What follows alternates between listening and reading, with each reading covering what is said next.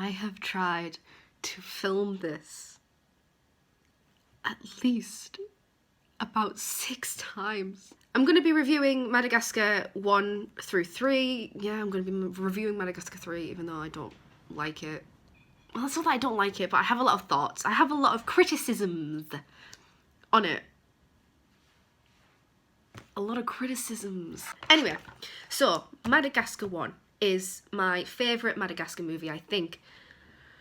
I don't know, Madagascar and Madagascar 2, they always tie together for me because I love the, I don't know, I love both the settings in which they are set in, obviously. I love the characters, I love the setting of Africa, I love the setting of Madagascar, I love how in character they were back then, you know, back in the good old days. I just loved the relationships. I loved Marty and Alex in Madagascar, the first one, and how I don't know, it was just one of the things. I don't think they were ever afraid to be, you know, idiots around each other because they're best friends and they've been best friends since they were literal babies, you know? And then I love Melman and Gloria, and I love them in Madagascar too. And I think when Melman's saying all that stuff to Gloria when she's with Moto in the that lagoon thing, and he's just saying all that stuff to her, and I feel like you can really just tell they didn't really like half-ass it. They really like made you believe that Melman was in love with her and that Gloria felt the same close to the end. Which is more than I can say for Madagascar 3. Anyway, we're not talking about that, we're talking about the first one. So, Madagascar, the first movie, is definitely the most in character that the Zeusters will ever be. I love it. I love everything about that movie. I've got no criticisms about it. I don't know, I just think it's lovely. It's just a really nice, I love that the four of them have, you know, they have a connection. I love them. I don't know, this whole video is just gonna be me like, oh, I love them. It's not even like, I said it was gonna be articulated. It's not even like, it's this. Anyway, I love, like, there's just, at the end of the movie, they just seem so happy together, and it's got that whole message of if they have a family, they have a home, and they don't have to go around searching for a home anymore because they have each other, and that's all they need. That's just what literally in the Madagascar art book, which I have here, that's what I think it's what Tom McGrath said, actually, you know, our Lord and Saviour Tom McGrath. I think that's what he said, like, you know, if they have a home, if they have a family, if they have a family, they have a home. And that's what they are, they're a family. And it just really showcases it in the best way, I think. Especially how, you know, they don't give up on each other. Well, it's more Marty doesn't give up on Alex, I think. I don't know, I always have this thing in my head that Melman was just like, no, we can't go back for him. No, we can't do it. Because when Gloria is like, you know, we are New Yorkers, we could do this. And then Melman's just like, no. Like, I think he would like rather leave Alex to be feral and then get out to safety himself, which is, you know, you do you. Anyway, I think honestly, Madagascar 2 portrays Alex and Marty's relationship really well too, because I think it shows that, like, just because they resolved one issue in the first movie, which was just like, it was an issue in their relationship. It was like, you know, but it was more, it was just the more like them finding out more about themselves and realizing, like, oh God, they shouldn't be best friends. They shouldn't be together. But then, like, you know, they defy all odds and then everything's fine. Like, you know, Alex gets into sushi. Thank God. He doesn't want to eat his friends anymore. Fine, that's resolved. But I like the fact that because they've resolved that one issue, that, you know, not everything is like hunky-dory from then on. It's not smooth sailing. They do have issues that they need to resolve. Marty has a lot of identity issues that he needs to resolve. Alex has a lot of insecurities about, you know, feeling that he's not good enough for Zuba and Florrie, and thinking that he's just, you know, he's this like he's different, he's an outcast, he can't, like, he's not accepted by lions because of how he is. And I don't know, I like that it showed that Alex can be a bit insensitive towards Marty's issues at times. Like, I don't think he is after Madagascar 2. I think they would definitely, like, resolve things like a normal relationship. But I like that it was just, you know, because I feel like in real life you can get too caught up in your own feelings and forget about the feelings of the people you care about. And I just thought it was really, like, it's weird because for, like, a movie with talking animals in, I just feel like it has a really solid and good way of portraying, like, the real relationships between either, you know, boyfriends, because let's face it, they are boyfriends, or just best friends, you know, like, that can happen. Like, I just think it's nice that they touched on that. And then I think it's lovely in Madagascar 2 when Alex goes back and he goes to the zebra herd. He has zebra. I always say zebra. And he goes through the herd to get to the to go off the reserve. But he, like, you can tell, like, he steps over the wires, and then he's like, I think because he hears the voices of the other zebras in the herd and they sound like Marty, and he turns around and he's like, I can't leave without saying something to him, because like he could get shot or hurt if Alex had gone out of the reserve by himself. I think he would have gotten killed, but Marty was there. God, Marty saves him so many times. Alex is such a damsel in distress. I love how he doesn't just leave and doesn't say anything to Marty. He says how important Marty is to him, and just how, you know, how unique he is, how, like, you know, he's a 1 in a million friend. And then I love that Marty, like, just he forgives him and walks out of the crowd. Alex at first wasn't going to be able to pick out Marty in the herd, and Marty was just going to sort of come out of the herd by himself because he was so touched at what Alex said. But they figured it would be more powerful if Alex could actually point out Marty in the herd. And I just think that's nice. Like, he can, I know it's because it's the bite mark on his ass, but I just think it's nice he's able to spot him, and that would make Marty feel so good. This has just turned into Rory rants about Marty and Alex for 10 fucking minutes. This is tragic. This is what my Valentine's Day is. Talking about the fictional relationship between a lion and a zebra, because my life is them. I'm going to talk about Melman and Gloria because I feel like that's a really good representation of a male-female relationship that isn't forced, because I feel like you can feel how much Melman cares about her, and when they have an argument about it on the plane, that's not, like, it doesn't feel forced. It just feels like something that would happen if you had, like, hidden feelings for someone, you know. And I feel like when you do a male-female relationship in a movie, you should really make the audience believe it, you know. You should make them believe, like, oh, they actually are in love. They deserve each other. And it shouldn't be forced. It shouldn't just be like, you know, 2 scenes. Okay, there you go. There's your relationship. There's your token straight relationship. See you later. I just feel like they really make a point of showing that Melman is in love with Gloria and cares about her, and then he's willing to, like, literally die at the end of the movie. Not at the end. At, like, the climax of the movie, he's willing to throw himself into a volcano so she can get water. Like, we all deserve a Melman. We all deserve a Melman. We all deserve a Melman. I don't know. I love Madagascar and Madagascar 2. They are the most in-character movies for the Zoosters. They're just, I love them. I love them. I feel like my one criticism with Madagascar 2 is Florrie did not get enough screen time. She had, like, and all of her screen time was with Zuba, which is fine. I love them, but I feel like she should have had maybe like a heart-to-heart with Alex, like, you know, like asking him about his friends, asking him about where he's been. Like, I don't know. I wish we got more Florrie screen time. And then at the end in the credits, they don't even like credit her actual name. They say Mom. It's, I don't know. The girls in this series don't get treated the best. Gloria definitely gets treated the best. It just makes me sad that they're like, you know, there's like three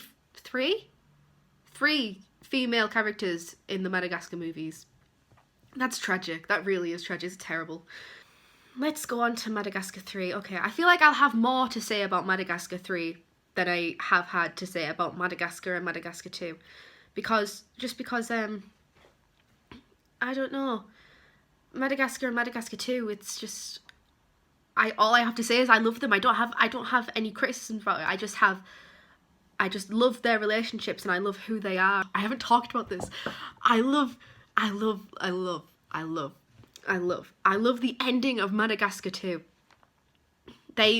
These three couples, Florrie and Zuba, Melman and Gloria, Marty and Alex smack dab in the middle of them, and they walk off into the sunset together.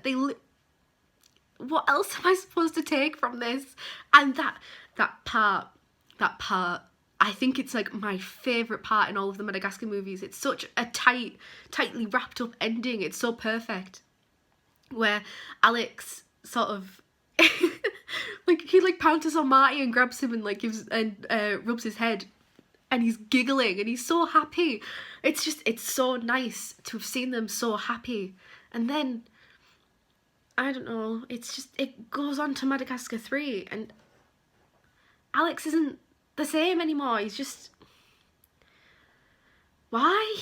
It makes me sad because obviously Alex is I feel like you'd maybe think that Marty was like my #1 favourite character in the Madagascar series, and you wouldn't be wrong. I absolutely love him. But then Alex is just like that little bit more special to me because it's, you know, I relate to him on a personal level, and then it's, I don't know, I love his character and I love who he is. But then like Madagascar 3, I always thought I was just being petty because I don't like that movie. But I think it's actually just he's not the same anymore. He's lost his charisma. He's so fucking boring. I just can't. Like I watched a few weeks ago, was it, or a week ago? A few weeks ago, I was trying my hardest to get back into Madagascar 3 because I don't know, I honestly don't like hating things. I don't like, and especially not when it's a franchise that is like my favourite thing in the world. I just don't like it, especially because I know Madagascar 3 has content in that I've probably just forgotten about. But it's I can't force myself to like it. I feel like Marty's character's all wrong. He was just the chilled out one, you know? He was just the go with the flow, curious, but he was really chilled out. He wasn't like fucking throwing himself out of a goddamn cannon. Alex was he was fun, he was energetic, he was loving it. And I know that that was at the start of Madagascar, and he's gone through some character development since then, but he's just not the same anymore. You know, he reminds me of a fucking old man. You know those grumpy old men that don't like anything? He reminds me of that. The one in-character moment for Marty and Alex that I can remember from that movie is when Alex is hyperventilating into the paper bag and Marty's going, chillax, it's all good, chillax. And that's a really nice moment, but then it's not enough, you know? I hate how rushed the relationships are between the circus animals and the Zeusters, because it's like at the end of the movie when Alex is like, oh yeah, we should go back to the circus. It's like, but why? Why though? Like, can you convince us why? Why? I'm curious why. Why? Why should you go back to the circus? Marty hated performing in the zoo. He wanted to leave. He wanted to be out there in the world, so now you're just going to go perform in a circus where you're binded to contract. And you know what?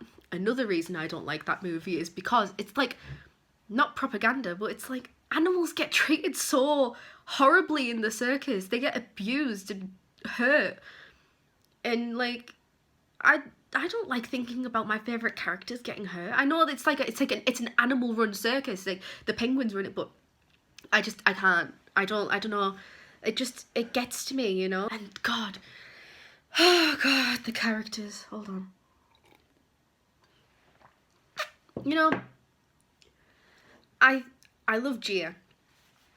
I do. But God, I wish she got a better movie. I wish she had been written as maybe the manager of the circus or something. I wish she hadn't just been thrown in there as Alex's fucking love interest. It just makes me like, that's just what DreamWorks sees their female characters as in the Madagascar franchise, love interests. Because as much as I do enjoy Melman and Gloria's storyline in Madagascar 2, as much as I enjoy that, they sort of did reduce her just to a love interest, you know? In the first movie, she was taking control of things, she was loving it, she was out there, she was, you know, she was just, you know, she was the like the mom of the group, and that was nice. It was nice to see her so strong and independent. But then they did reduce her just to a love interest. As much as I love Melman and Gloria and their storyline, they gave Melman a storyline on the side. Like, it wasn't just that he was Gloria's love interest, it was that he was a witch doctor and he was really good at it, but then he also had this storyline that he had another brown spot on his shoulder, and he only had 48 hours to live, and it was and you know, it was, why couldn't Gloria have got something like that rather than, you know, she has a date with Moto.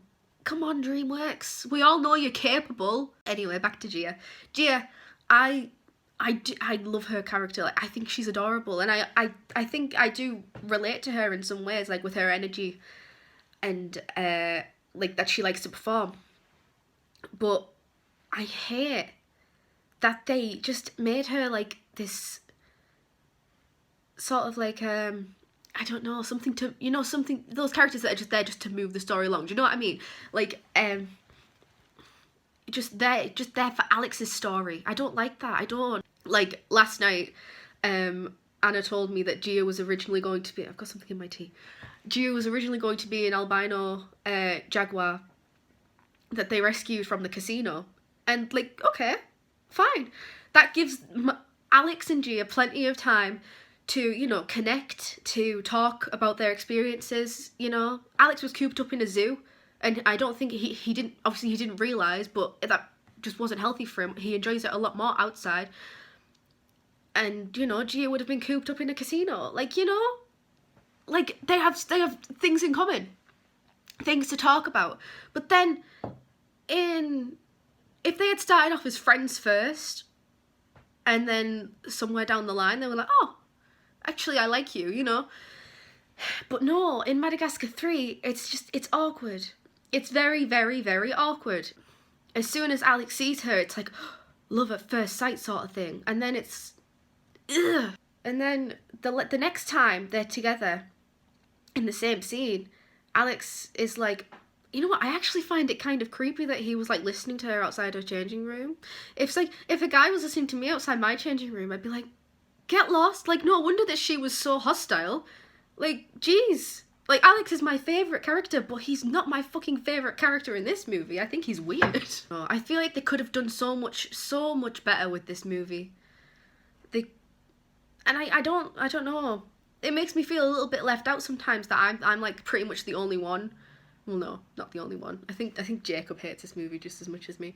But I'm one of the only people that really doesn't like this movie, and I think you sort of have to be maybe really invested in the Zeus's stories to, you know, to just be really upset about their characterization. You know, they went through all the trouble in Madagascar 2 for Alex to have this big storyline that was. It is a metaphor. It is a metaphor for a coming out story. Like, you know, I don't like TV tropes, but even they said, you know, it's a coming out story. And they went through all the trouble to have Alex have all this development about, like, you know, oh, it doesn't matter where you are, as long as you have a family, then you have a home. And suddenly he's like, no, I have to go back to New York. I have to go back to the zoo. Why? You don't have fun in Africa, because in Madly Madagascar, which I am going to talk, this video is 21 minutes long, oh my god. In Madly Madagascar, which I am going to talk about soon, it's, you know, it's, in Madly Madagascar, he's so energetic, it's so nice to see, especially since Madly Madagascar came out a year after Madagascar 3 came out. It's so nice to see him back to his energetic self, like, he's, like, back at the zoo, he was really, really just energetic and sort of like a cheerleader for Marty, and he was like, oh my god, my phone just nearly fell, and he was like, stay, oh my god, it's not gonna stay, I'll just hold it, and he was like, I don't know, he was just like sort of like a cheerleader for everyone, it was really nice, but like, you know, in Madagascar 3, I guess he does have that speech in the mountains, but that doesn't even feel like something Alex would say. It feels like something Marty would say, you know, like, because Marty's the dreamer and Alex is talking about following your dreams. Wouldn't it make more sense for Marty to have said that? Oh, I forgot that DreamWorks wanted Marty to be comic relief for this movie. But I gotta be honest, Madagascar 3 it doesn't bother me as much as it used to, you know, it's I don't know, it's just, it's there. Every franchise has bad things in it, like, you know, it has things that you want to forget, you know what I mean? And as much as I don't like Madagascar 3, I don't want to pretend it doesn't exist anymore. Another thing I don't like about it is that Melman and Gloria have like 5 lines each, and it's like talking to each other. I don't even think Melman talks to Alex at all in this movie. Or Marty. No, they don't. One thing, I think the one thing Melman says to Alex in this movie is like, how are they gonna get into a casino in Monte Carlo, and that's it.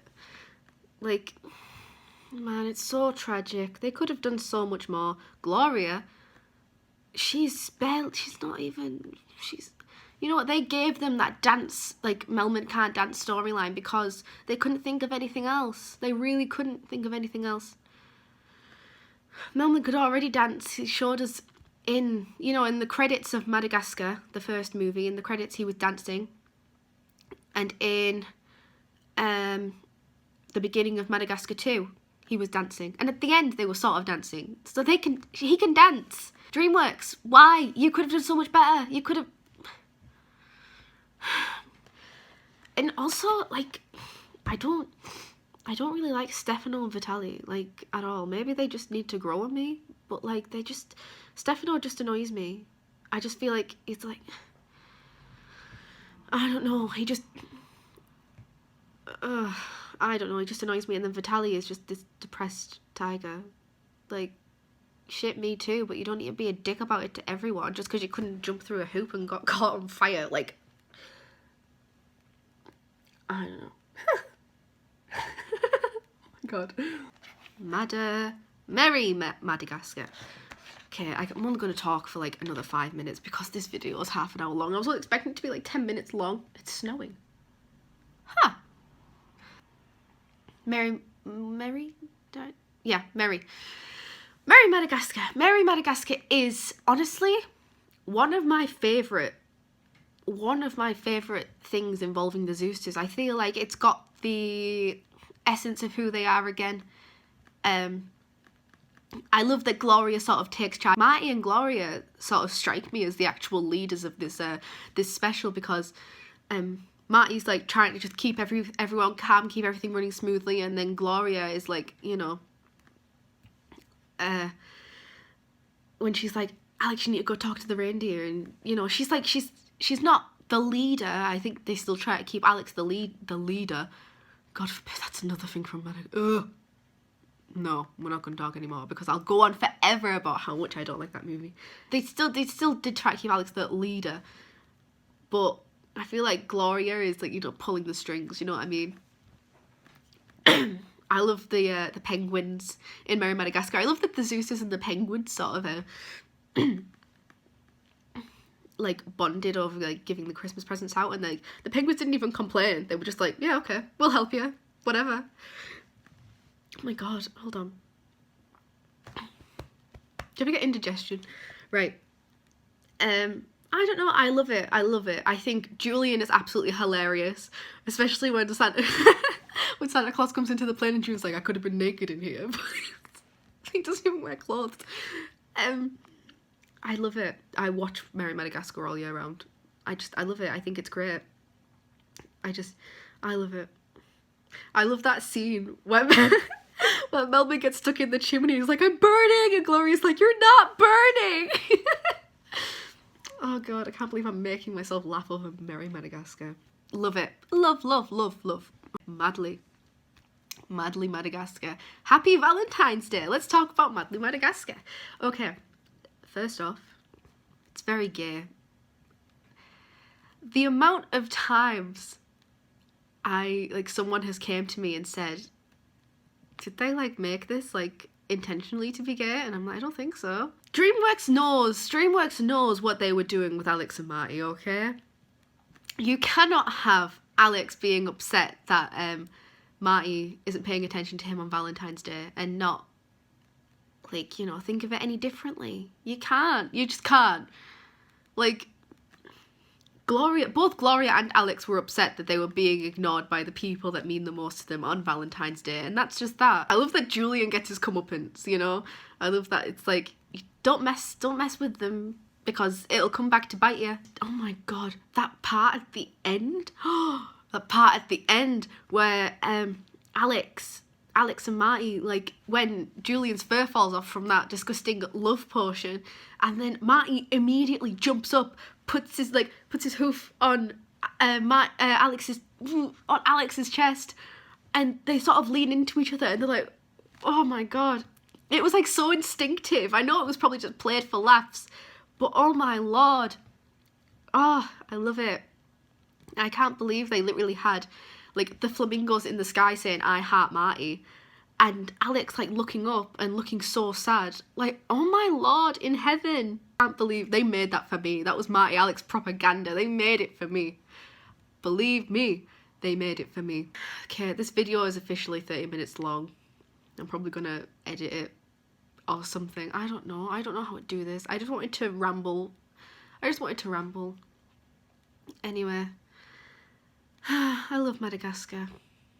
I love it so much. I'm gonna go watch Madly Madagascar about 30 times.